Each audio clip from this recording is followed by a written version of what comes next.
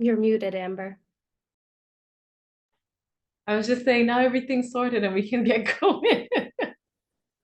So, hello everyone. Thank you so much for joining our cafe. So this cafe, the theme is about work-life balance, particularly in rural.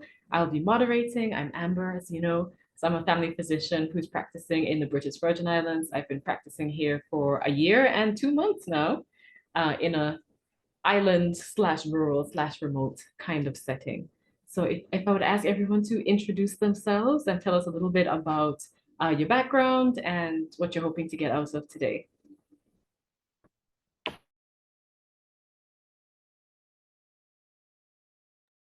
I can start, sure. My name's Alexandra. I'm finishing up my medical school in Ireland currently, and I will be starting residency in Ontario come July. So I would like in a rural town. So I would love to hear about work-life balance from all of you and how I can make sure to have a strong work-life balance when I'm starting my practice.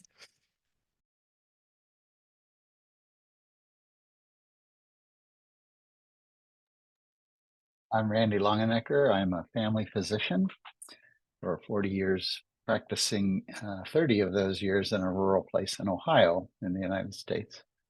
Now retired, but very actively engaged in rural medical education and training in the United States.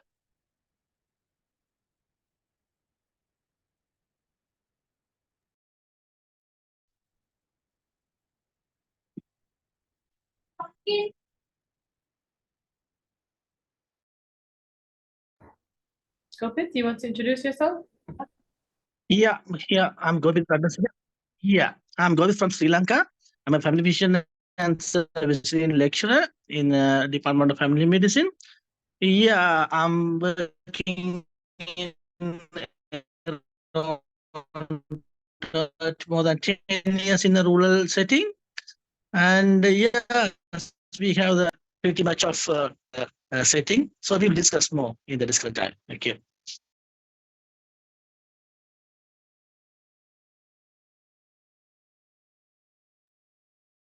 Hello, everyone. So my name is Divya. I'm a medical school graduate, and I'm applying to the Canadian residency match for the second round. And I look forward to hear about work-life balance, and I'm also interested in practicing rural medicine as well.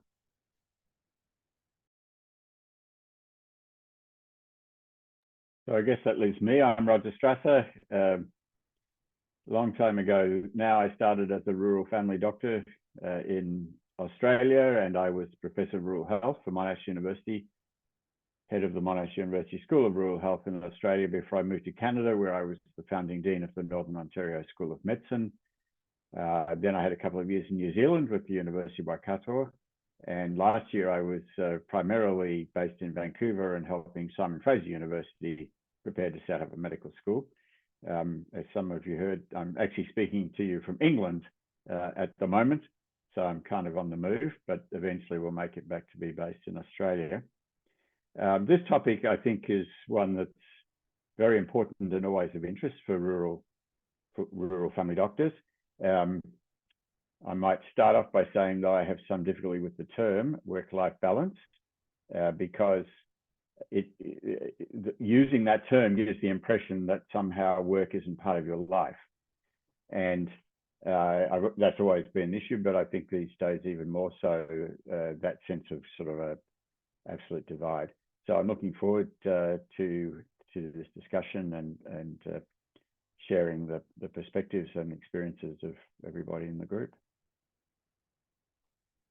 Excellent. And I'm glad you brought up the terminology, because that was actually the inspiration for making it the theme for this cafe. So the hometown that I live in is called Virgin Gorda. It's an island of about 11,000 people, half of which are related to me. I have cousins who are related to me on both sides of my family because some of them married a bit further down the chain. So for me, work never stops. You know, I see my patients in the supermarket. I walk my dog in the morning. I'll see some of my patients exercising in the morning. For me, work and life, especially on an island community, it's enmeshed. You know, it's my job is a big part of my identity, which is part of what defines my role within the community.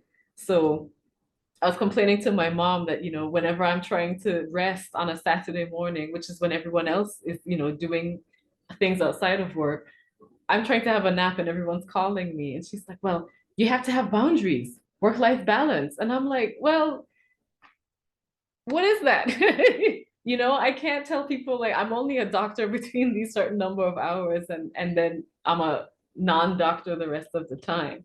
So that was actually my opening question, is what do we think about the term work-life balance? What does that mean to you?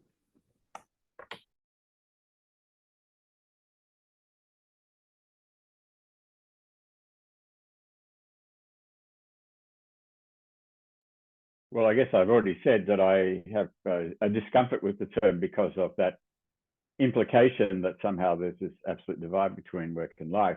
But I think what you've raised, Amber, is a related issue, which is rural practitioners by and large live in the community they serve, and so the idea that the only relationship that rural practitioners can have with their patients is the patient-doctor relationship is actually a nonsense. I mean, so as rural practitioners, we have relationships with people who are our patients in all kinds of other settings, in the neighborhood and in recreational activities, social activities, etc. And and in your case, half the population is related to you, Amber. So that's a reality that which is not by and large the same in the big cities or in urban areas more generally, where often doctors choose to live in a different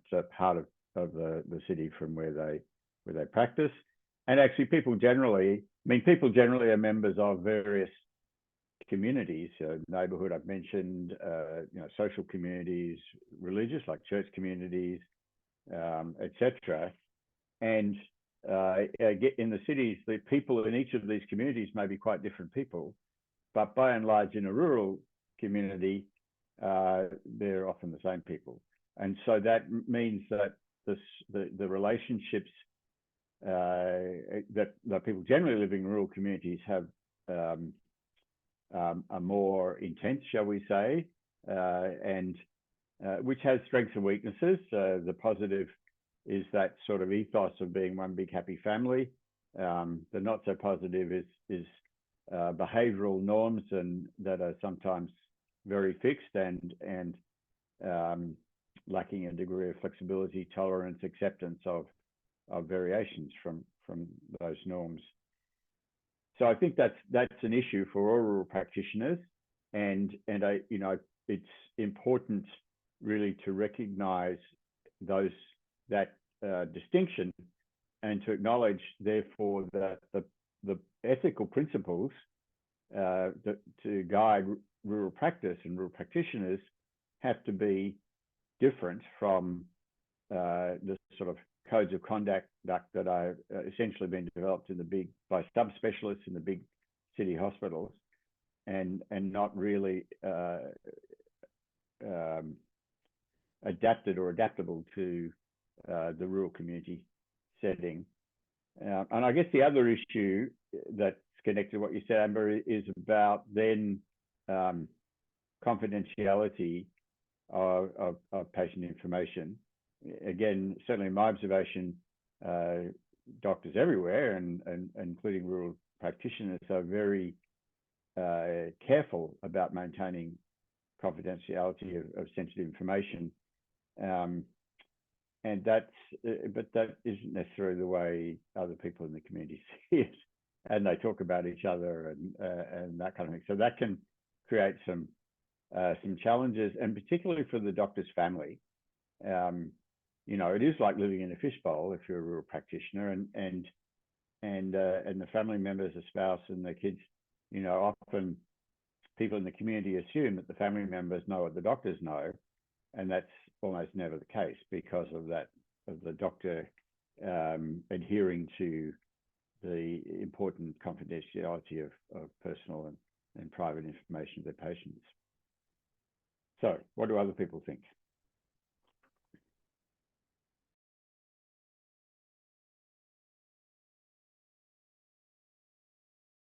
in the United States, we like to say that rural practice is more like a casserole than a 5-course dinner. In other countries, it might be called something else, but it's like that single bowl, which is my life, and work is only one piece of that. And to me,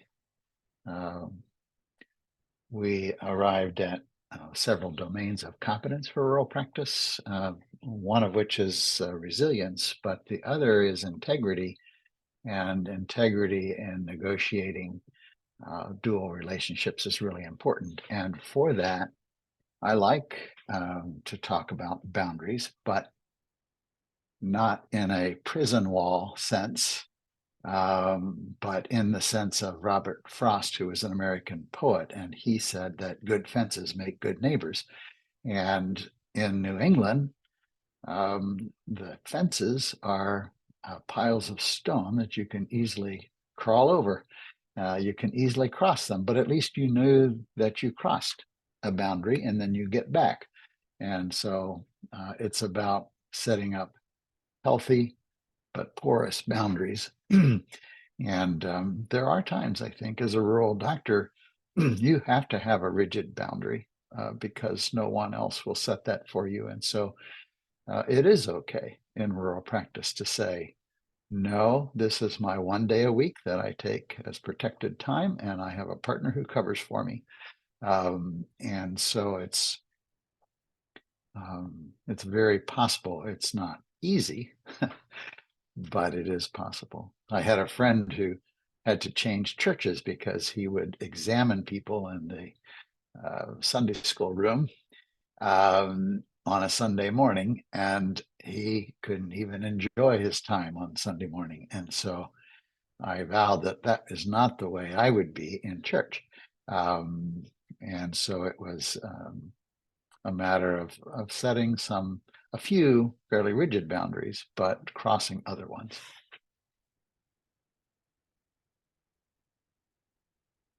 I think the idea of protected time is really important. I've worked with a lot of different physicians, a lot of family physicians around the world, and they've always told me, make sure you have that protected time. That's one piece of advice I can give you. Make that protected time for yourself, because you got to look out for yourself. So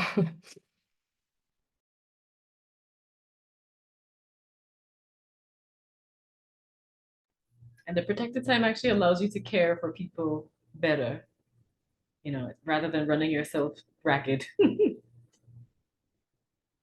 a little like being on an airplane. They tell you to put your own oxygen mask on first, and then you can help others. Gopit or Divya, do you have any thoughts you want to add? Yes, of course. We have the own time to cater our client or patients.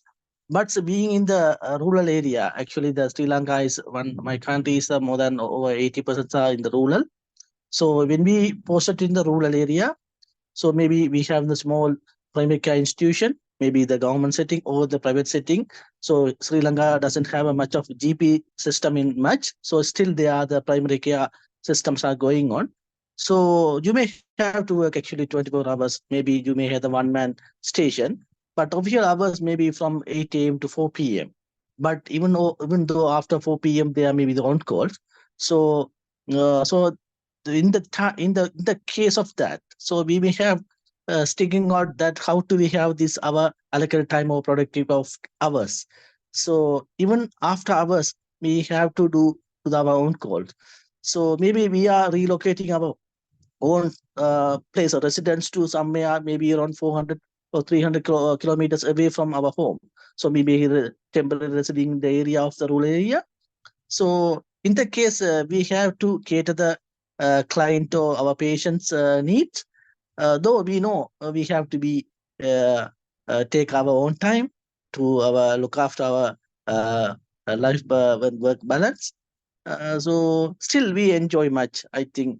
So as you said, so all our neighbors are all are known to us because they maybe in the neighborhood are very small.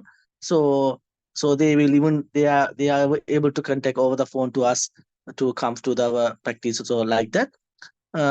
So we are pretty enjoying, though we are a bit busy even around the clock. So even though our clients knows, so we have to get some time as well. So so with the balance of both doctor and patient, so we are living in the with the harmony, and in happily we work in the rural area. That's up from my story. Thank you. And I really like the idea of the patient and the doctor working in harmony, because sometimes it doesn't feel like that. Divya, Otherwise be very difficult to, because they knows I'm the only one there in the village. So maybe even I have the official hours 8 to 4 p.m. But still I have to cover if there are an emergency in after hours as well. So they knows. So if they're real emergency, they definitely come. So otherwise they will wait and come in the morning. So we will have some freedom of that as well. So just to add, like personally, I feel like taking the personal time off, it allows me to just reflect on myself and how I can do better. So you can just, be better with your patients. That's all I have to add. that's wonderful.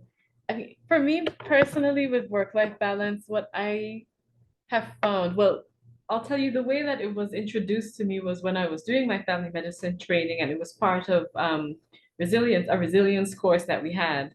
And at this time, I think we were halfway through the first wave of COVID slash into the second.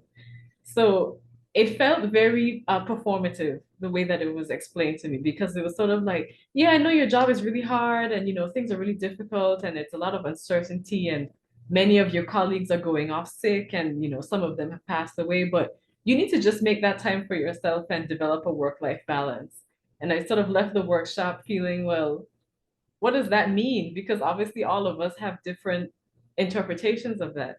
And for me, it felt very much like my employer's scapegoat. Like, if you're getting burned out, it's not because of the job, because you knew it was difficult. It's because you weren't able to balance your job with other things. Whereas I think the approach that I've taken now that I'm practicing is that, like Divya was saying, taking that time to actually reflect on myself and reflect on my role, not just with my patients, but also within the community. It gives me a lot more confidence to know when to tell people no. So Sunday is usually my day. I will go to church in the morning. I'll go by my parents, and I usually spend the rest of the day eating and sleeping. And people respect that. They will ask me for something, and I'll tell them, as Govit was saying, if it's really an emergency, then I can see what I can do to help you in terms of guiding you to another colleague or another service. But if you just want advice and it's something that can wait until I'm back in the office, we can do that. That's not a problem. The clinic where I work is open 24 hours. There's always a nurse and a doctor on duty. Even if they're not physically in the clinic, we do an on-call system as well. Then, as long as people know that they can get help, they're quite happy to play ball with me. I've rarely had someone unhappy to wait a little bit, or feeling, I always tell them, if you're really nervous and you're not happy with what I'm telling you, just go to the clinic. Someone will help you. Yeah, it's Roger. I think that's a really important point that you've raised, Amber, about people knowing that if they feel they're really in need of help, then that help is available and accessible to them. And years ago now, research that I was involved with, we were looking at the health service needs of people in remote and rural communities, and recognized that actually people everywhere have this security need. That is, if they're unlucky enough to be seriously ill or injured, they know that the system is there to save them in quotes. And so that does sometimes lead to unrealistic expectations and assumptions about doctors and hospitals and so on. And so it's important to recognize that need. And then subsequent research we did looked at sustainable models of health services, particularly GP services in remote and rural communities. And what we found was that an important contributor to sustainability was active community participation in the actual running of the health service. So people, you know, in the community, there was a sense of ownership and amongst the leaders, some sort of a corporate commitment for the community. So it wasn't all on the shoulders of an individual doctor or group of doctors. And we found that this system works best when there is not just active community participation, but also an explicit and widely understood set of contracts or agreements between the doctor or doctors and the community. So that includes the length of time that the doctor's there. You know, is it 2 years is better than 1 year, 5 years better than 2 years? So because I've seen so many examples over the years where, you know, rural practitioners, for whatever reason, get to the point where they feel they have to move on, and they leave it till the absolute last minute to tell anyone because of the fear of the reaction from the community, which is often what happens. You know, how do you let us down and leave us in the lurch and blah blah blah. Whereas if you have an explicit agreement or terms of service for a period of time, then when you're coming towards the end of that time, the community can, there can be a negotiation of extension if that's possible, and then continuation, or a systematic approach to recruiting a new doctor to take over, and then for the community to recognize and celebrate the service that that doctor has and their family has given to their community. So that's one. And then the after hours aspect is another as well. And this research I did was in Australia. We did 22 in-depth case studies, and the specific model for having after hours cover varied a lot, as you can imagine. Of course, Australia has the Royal Flying Doctor Service, and sometimes it was the Flying Doctor Service that was providing that cover. But essentially, the idea was, you know, in a town or community that has one doctor, that the doctor can be at home and off call and know that she won't be called. And, you know, that's critically important really to that, you know, having the life that is the protected time that we're talking about.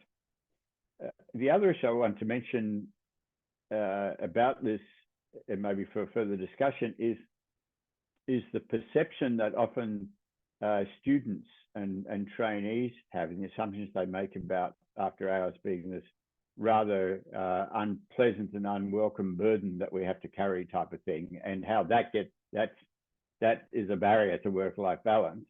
Years ago now, and this was how things, when I was in Australia, we regularly have conferences, and it still happens, of rural doctors, and students, the students and the trainees are invited to put up topics for discussion for the session. And I remember one in particular where the topic was about after hours care, and I think the students were expecting to hear sort of a litany of problems and difficulties and that sort of onerous nature that I've described. And what they heard was the opposite. That and a lot of what has already been said was there. You know, the rural doctors saying, well, you know, the people get to know them, and they get to know the people, and people understand and respect that the doctor needs home time, family time, social, recreational time, and sometimes put off calling the doctor, like the doctor who is on call, until it's really a bit late, you know, out of protecting the doctor. But on the other hand, you know, what the students heard from these doctors was sometimes the most exciting and challenging, rewarding medicine, and part of their practice was the after hours part.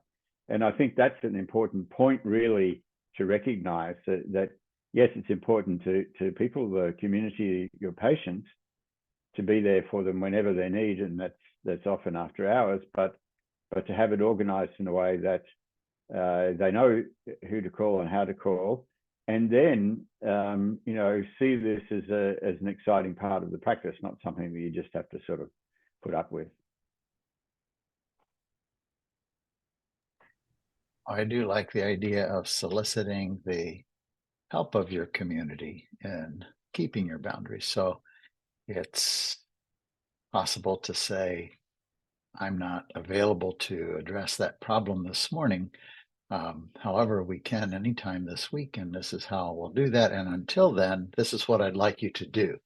I really like that suggestion from a rural doctor when he meets someone in a grocery store. He just tells them, rather than asking them to drop their pants right there, he just says, that's a really important question. How about you set up a time when we can talk about it? And until then, do thus and so. So it was a way of handling those after-hour calls. I had months where I was on call 20 out of 30 days a month. The good news was that it wasn't that onerous. The nights I was on call, many nights I didn't get called at all, as opposed to an urban setting where being on call might mean getting slammed with all kinds of work. So it's a very different thing. That's the other thing that students often have difficulty understanding. Yeah, I can say as a student and incoming resident, that the on-call aspect is intimidating to me. We don't really get exposure to on-call in my training in Ireland specifically. So yeah, that's something that I'm excited about, but also a bit anxious about. And I think that's something that a lot of students, I went to a lot of different like resident social meetings and all of that. And a lot of the students, that's the first thing they would ask. How many on-calls do you do? Are they busy? Are you supported? Do you have a senior resident with you? Like, how does it work? Because yeah, we're just not really sure. But it's nice to hear that you have positive experiences with that. It makes me feel good. So thanks. The other thing that really helped me was better for me to take 10 days each month for myself and stay around for 30 years than to have no doctor at all. So if I'm the only doctor, yeah, it's important to keep that in perspective, that if I don't take care of myself, there will be no doctor here, and that would be worse. Absolutely. And I found in my hometown that people are very understanding of that. Like when I go on my vacation, it's not an issue. They're like, no, don't worry about it. I'll call the clinic, enjoy your vacation, enjoy your rest, like, because we know that you need it. And then you come back and you're refreshed and you've not missed anything. So I think people definitely appreciate that you're not a machine. One thing I wanted to touch on was about the on-call with medical students. So what I found when I started working here was that the on-call, the way that it was described to you was that you were going to be on your own and you just had to handle whatever happened. But actually, the reality was, even though I was the one who was on call, there were other doctors on island. And of course, as I started developing my working relationship, there were doctors in the hospital as well. So you get to know people, you get to build a relationship. Sometimes I will call the emergency department just to get an extra opinion, particularly because on Virgin Gorda, if a patient needs further care, they have to go via boat. And depending on how the water is, it might not be an easy journey. So just saying, like, this is what happened. What do you think? Do you think I should sit on it? We can observe them for a few hours, send them in the morning when the water is looking a bit better. Or, would you feel more comfortable with me sending them now? And then myself, the hospitalist, and the patient can then decide what we're all comfortable with and meet in the middle. But yeah, when I had my orientation, it was very much, are you sure that you can handle emergencies on your own? Have you ever run a practice single-handedly? And I was like, why are you asking me these questions? So I think that introduced a lot of fear. And of course, if you're the type of person who feels like, oh, well, I'm expected to do everything on my own, so I have to, I can see how you can easily end up being that physician who, one, gets burnt out, but two, also has no boundaries, without negotiating with the patients, without feeling confident enough to ask for help and that sort of thing. And that's when the whole work-life balance thing, I think, rears its head, because it's like, oh, you should be able to do both. But of course, as we've established, it's not so much work-life balance as it is prioritizing self-care and reflection and networking and working as a team and all the rest of it. And we've got Veronica here, so I'll ask her to introduce herself.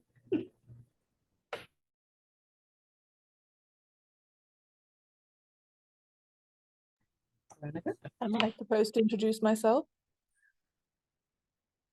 Yes, please. Hi everyone, I'm Veronica, a GP based in the UK at the moment and one of the founding Real Seeds ambassadors. Hope everyone's doing well. Thank you for coming, Veronica. So we were just talking a bit about work-life balance and what the term means and some of the hang-ups with the term, particularly in rural communities. So I don't know if you wanted to listen for a bit or if you had any thoughts before we moved on. Happy to listen for a bit. So, go ahead, Randy. I liked what you said, Amber, about the importance of a resilient community, because too often resilience is framed as an individual property, grit or hardiness. But in fact, it's that willingness to be vulnerable and to build a network of relationships over time that can help you survive. Even if you're the only physician, partnering with a nurse practitioner, or other healthcare person is really important. I remember the plenary at the National Rural Health Association meeting one year where the speaker was a surgeon who was in Antarctica and did her own breast surgery, or coordinated it, because there were no other physicians there. And so the diesel mechanic and all the other people who helped with her operation, she directed them, and they even had a video link with a specialist back in Canada or the US. And yeah, it's getting it done as a community rather than just me by myself, all by myself.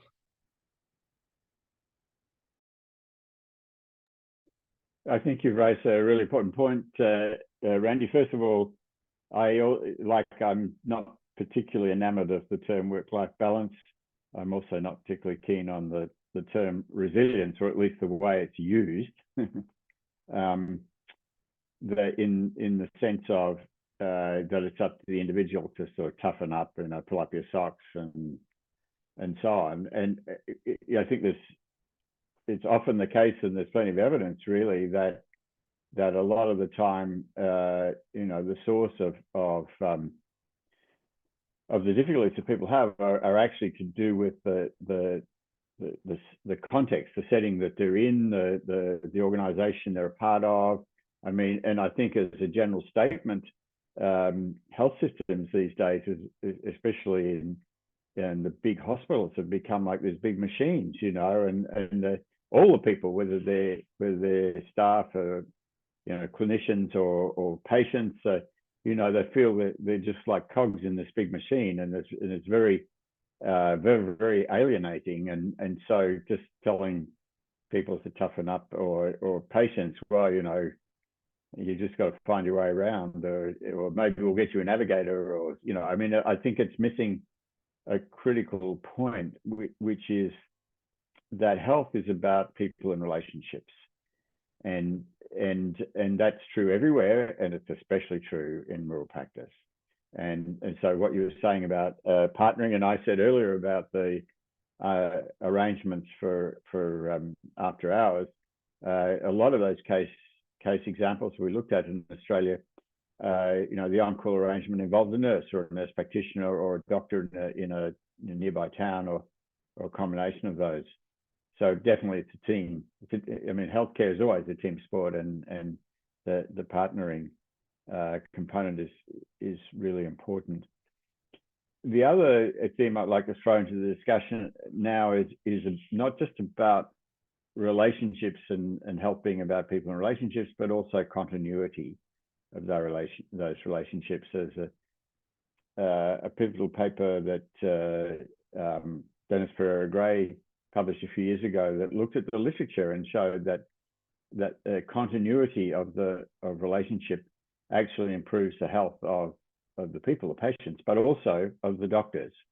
And so, you know, it's the relationships and particularly as family doctors, that the ongoing personal trusting patient-doctor relationship is really a source of strength and of resilience, shall we say, for those of us who are rural practitioners.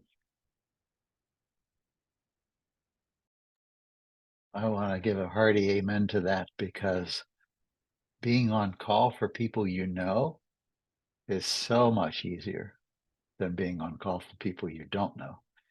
I had a patient who would call almost every time I was on call, but I knew her well and it was not burdensome. I could have a chat, and I also could tell if something really was wrong much more easily than if I hadn't known her, because otherwise it sounded like it was an emergency when in fact it wasn't, and we can deal with it. So continuity, so important.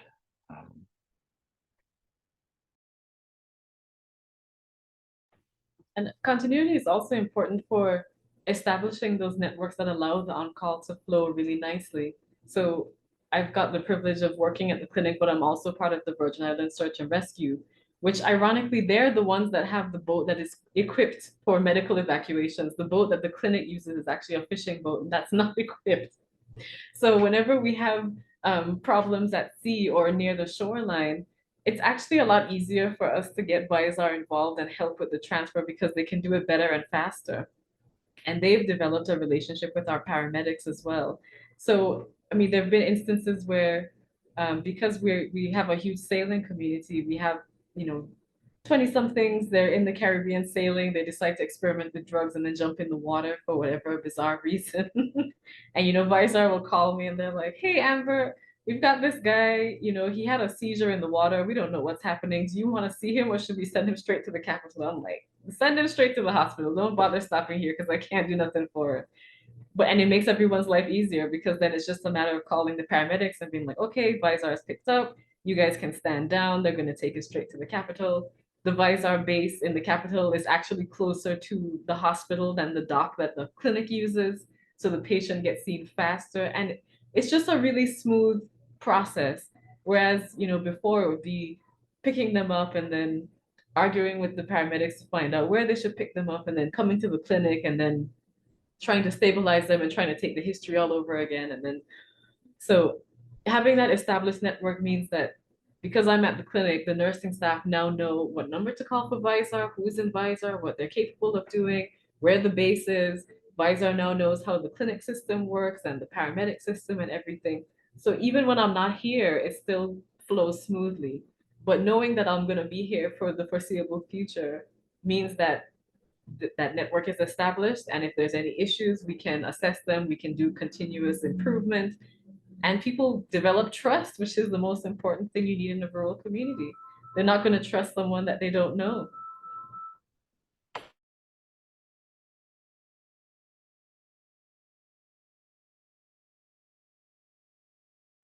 Sorry, my dad was calling.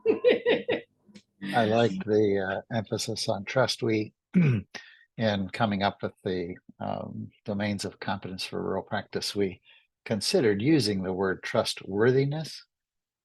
The problem with that word in our thinking was that it was too hard to define. And so that's why we went with integrity, because then you are known to be trustable, and that makes you trustworthy. So it's not just being trustworthy, but being trustable.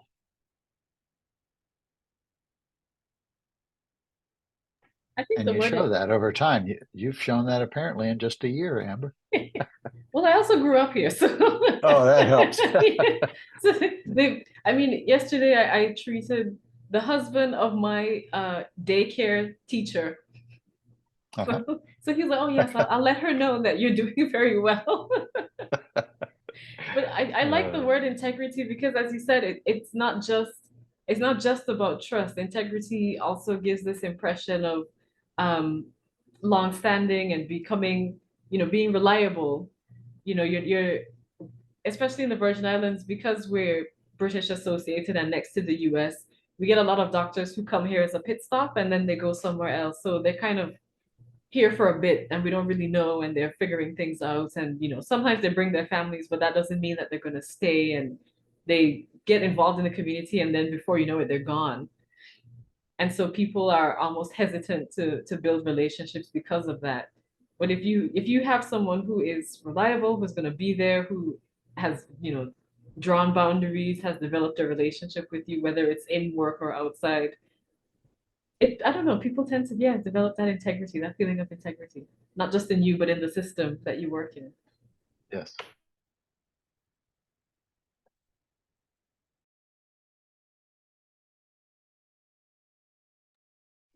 Hi, I wanted to just come in. I don't know whether you touched upon the interconnectedness between the community and the clinicians working in the community and how that might contribute to what we're exploring in this cafe, so the work-life balance of things, because I feel that actually when you're well embedded in the community, that community tends to then support you if you find that you're struggling in other aspects, or if you have to not be present for a little while. I find that they're a lot more supportive to allow you to take that time away, and they try and kind of back off with the pressures of the clinical side of things sometimes.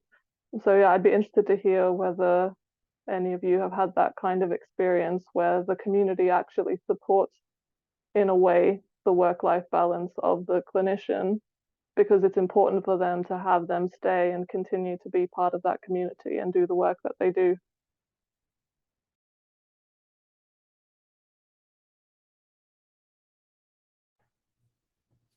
I personally see that quite a lot, and it's particularly with my older patients, because they have seen both my parents grow up and now me. So they feel that my work in the community is actually my duty.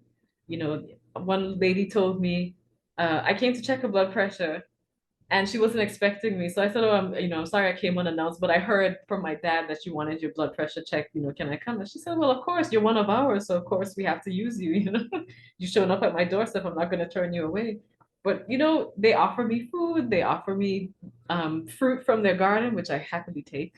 And, they'll help me with church and things like that. They are very supportive. And it's exactly as you said, because we have this relationship where they feel that my role is a duty to the community and they're happy that I've taken it up as a duty. They then want to make sure that I have what I need to be able to do that well. And they'll support me and, help me as much as possible.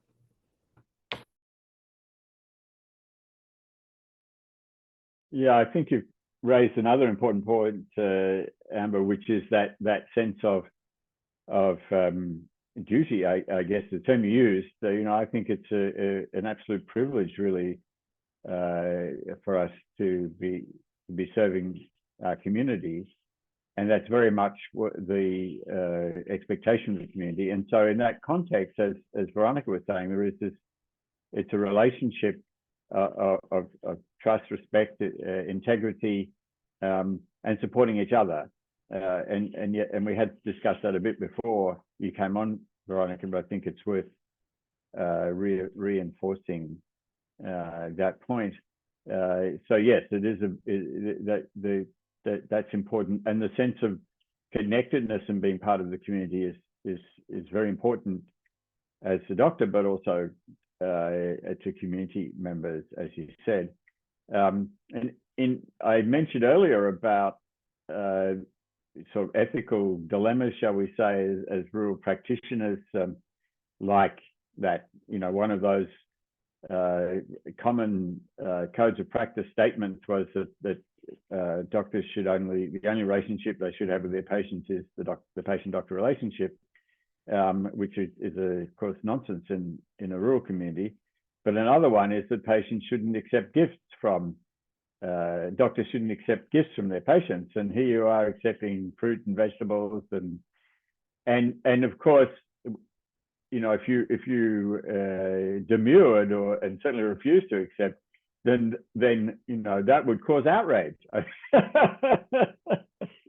So once again, the ethical principles are not quite the same in the rural setting compared to the rules that are set in the big hospitals and by the subspecialists.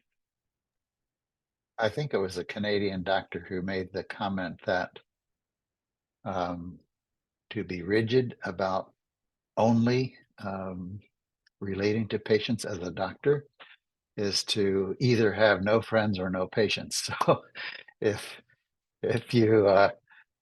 you are friends and you can't be their doctor, then you have no patients. If you're their doctor and you can't be their friend, you have no friends. So it's just not possible. You need to be a doctor and a friend and the parent of a child who, you know, who is going to a teacher who happens to be your next door neighbor. Those dual relationships and triple relationships and such are actually part of the web of rural life. And to embrace that, you need to have healthy boundaries in the Robert Frost way of thinking.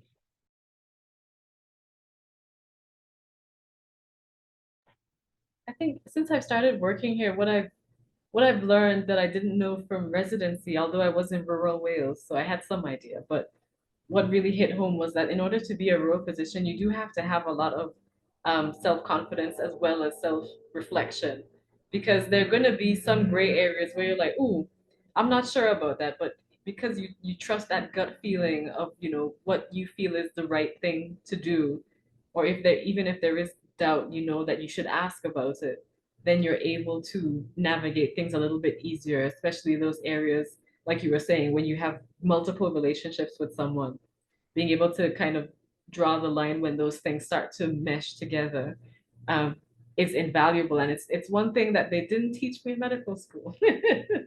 You know, you sort of learn how to self-reflect in terms of your performance, but in terms of, you know, how you see yourself within a community, I don't really think that that's addressed in medical school. Yeah, it's interesting because in medical school, they teach you all of these rigid boundaries about ethics and ethical dilemmas and what you should do in ethical situations. Like they'll literally have you answer a multiple choice question based on ethics. And like for me, I'll be completing my residency in my hometown.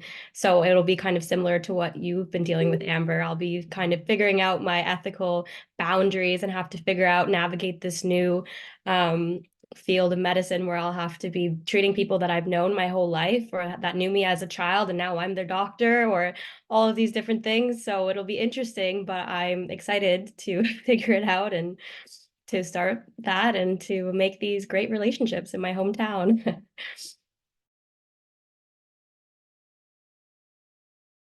sure you're So going to I'm find it curious, very rewarding. Alexandra, which was your hometown? It's Chatham, Kent. Chatham. Yeah. Yes. Right. And you're going to do your residency there. Yep. Yeah, I matched there a few days ago, so I'm excited. I was thinking it's just that time of year, isn't it, when they come? Yeah. Yeah. Yeah. Well, congratulations. That's very Thank exciting. you. Well done. Thank you. So that's with Western, is that right? The residency program? Yeah, it's with Western. Yeah. Wonderful. Yeah. Excellent. It's nice to see our rural seeds sprouting. So as we're coming up close to the end now, I just wanted to get your thoughts on how do you think we can prepare people like Alex who are going into their residency for how to navigate this, you know, very particular rural setting, because it's so different from what is expected in the hospital, and it's something you can't run away from. I mean, where I'm at now, I started a fitness challenge in partnership with one of the local churches, and it's where I think we got to about 10 weeks in before one of the participants realized that I was a doctor. Because I said, oh, we have any questions? We've done our weight for the week, and we talked about reading nutrition labels and all that stuff. And he says, so now that I know that you're actually a doctor and not like a naturopath or a dietitian, I have several questions. I was like, yeah, I do multiple things and I'm outside of the clinic, but this is something I'm interested in. How do we help people learn how to navigate those spaces and develop that kind of sense of integrity, that moral compass, if you will, so that they don't go awry? In medical education, in the United States, at least, there's so much emphasis on content in the curriculum covering ethics, so much emphasis on the technical aspects, and not so much attention to the context. And so for me, the best preparation for navigating that landscape is to do your residency in a rural place. So I think that's so important. And fortunately, again, referring to Robert Frost, my favorite poet, it's the path less traveled. And it's actually easier to get into a rural residency generally than it is to get into an urban one. And so that's another way, is just to practice in that context. And if you don't, and you end up in practice in a rural place, then surrounding yourself by mentors and others who can teach you as you go along. In fact, you learn the rest of your life. So it's not like you stop learning after residency. Yes, I agree again with what Rani's been saying, and the emphasis on mentors, role models, identifying people that you know and respect, and seeking their advice and support as you go forward. That's the key, and maybe that's one key relationship, maybe multiple key relationships, and also with your colleagues as well. So the support and keeping open communication with what people went to medical school with your fellow trainees, residents. That's important. And also, again, pick up on what Randy said, recognizing that it's not, oh, okay, you complete residency, you've got your certification, that's it. In fact, the general experience is the opposite. The most challenging time is those first few years in the transition to practice after completing the training. And so that's even more important to maintain those mentorship relationships and connected with role models and have those supports. I think they're really critically important to ensure keeping the even keel of the looking after yourself and the sort of the work-life balances, which has been the theme of this discussion. The other thing I'd like to say is one of my most important mentors was not a physician. He was a middle school principal and struggled with some of the same issues around dual relationships and such. So there are other peers than just medical peers.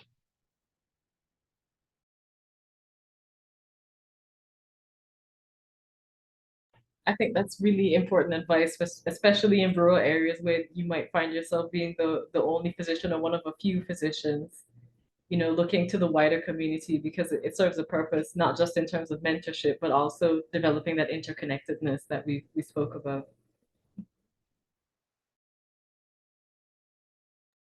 I'd like to add to be clear on what's important to you as well, because sometimes I think we forget that in medicine in general, and that it's okay that it's not always all about you being a doctor, and that sometimes you might need to focus on family or your own health, and that should also be part of what you think about. And if you know that, for example, you don't want to work in a single doctor practice environment, to try and set up something where you're in a multi-doctor practice, but still practicing in a rural area, because I think oftentimes that's when people, especially in early years in their career, kind of get into the hot water when they're all on their own and they're not really sure where to go for advice, or they've been sent to an area, a new area away from their friends and family and colleagues, which happens in lots of countries where you're kind of deployed to a rural area to work.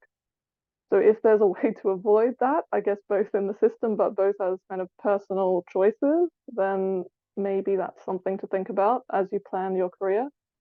And there's always the element of also when you're just starting out, you have an idea of how you want to develop your career, and maybe putting some thought into how you would go about doing that, whether that would be through mentors or peer networks, or joining big international organizations such as WONCOR or Rural Seeds more specifically to kind of help you get an idea of what's out there and what opportunities exist. Then I would definitely recommend thinking about those things as well. Yeah, I like that. Revisit your values regularly, even frequently.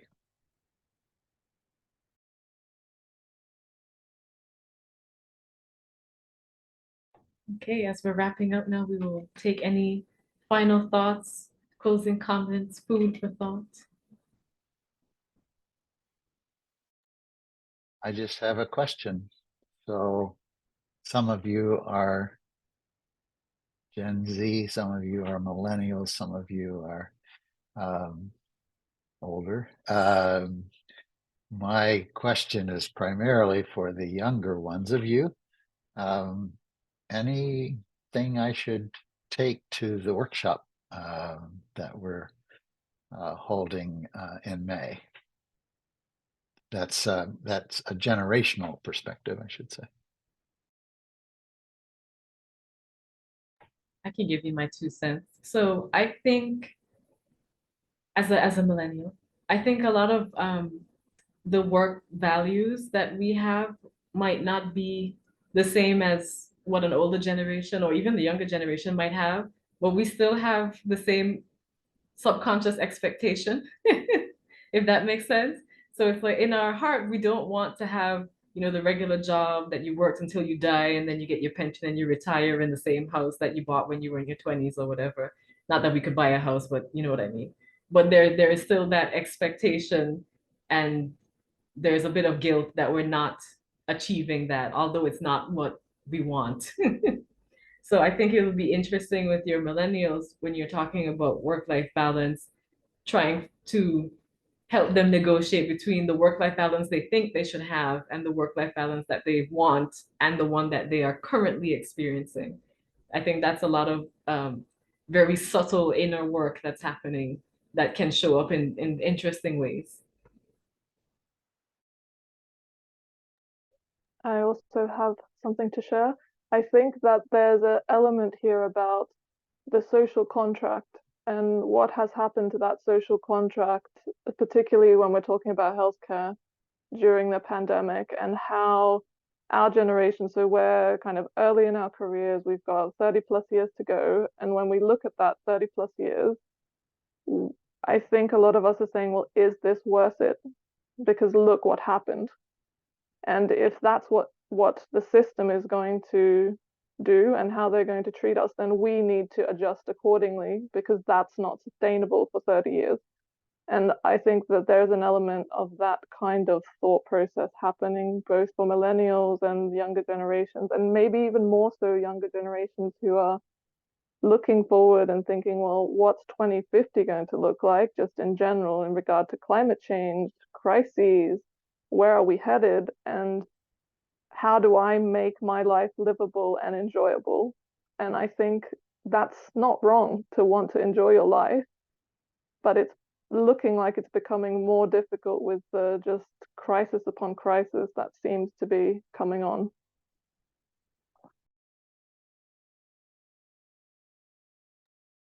So I'm clearly not of the whatever label you want to put on the generations.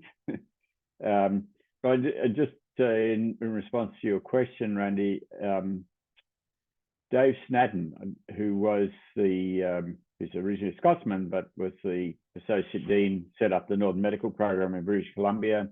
After he finished that job and some other jobs with the University of British Columbia, had a sabbatical, and he traveled across the north of British Columbia and the Yukon, visiting rural practices and interviewing the doctors.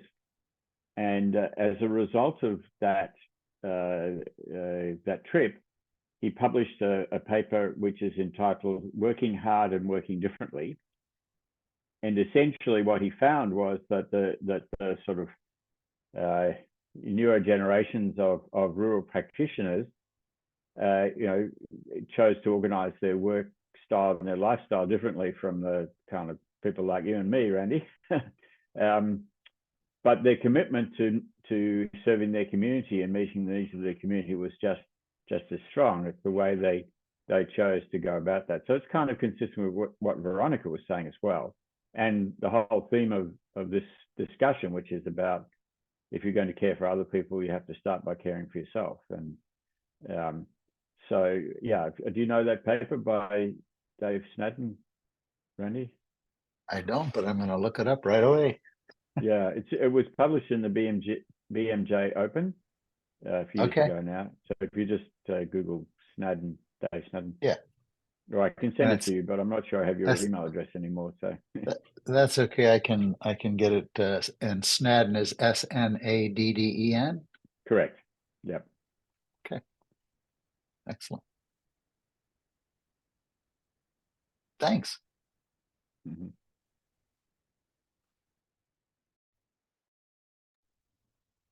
Alex or Divya, any thoughts or closing comments? I just wanted to say thank you all for the great advice. It's great to hear this like early on in my career, and it's something that I'm going to take forward with me. So thank you. Yeah, thank you so much. Good to learn and understand everyone's perspective on work-life balance, and hopefully we can use these tips in the future. And good luck to you, Divya, in the next round of CALMS. Thank Hopefully you. you'll get the residency you're after. Thank you so much.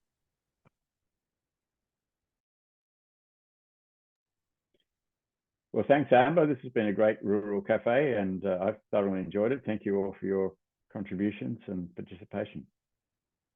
Yes, thank you, Amber. Thank you all for coming. We're trying to do the cafes a bit more regular so that we can keep the momentum going. So I thought this was a nice, useful one to start off with, and it's been a very good discussion. I've really enjoyed it. And I might use this YouTube video as a trigger tape or a pre-assignment. I'd be very happy if you did that. All right, if there's no further comments or questions, thank you all very much for joining, and thank you for the people who are watching and commenting on the video when I do post it. I hope you have a lovely weekend, and we will see you next time. Bye-bye, everybody. Thank you. Bye-bye.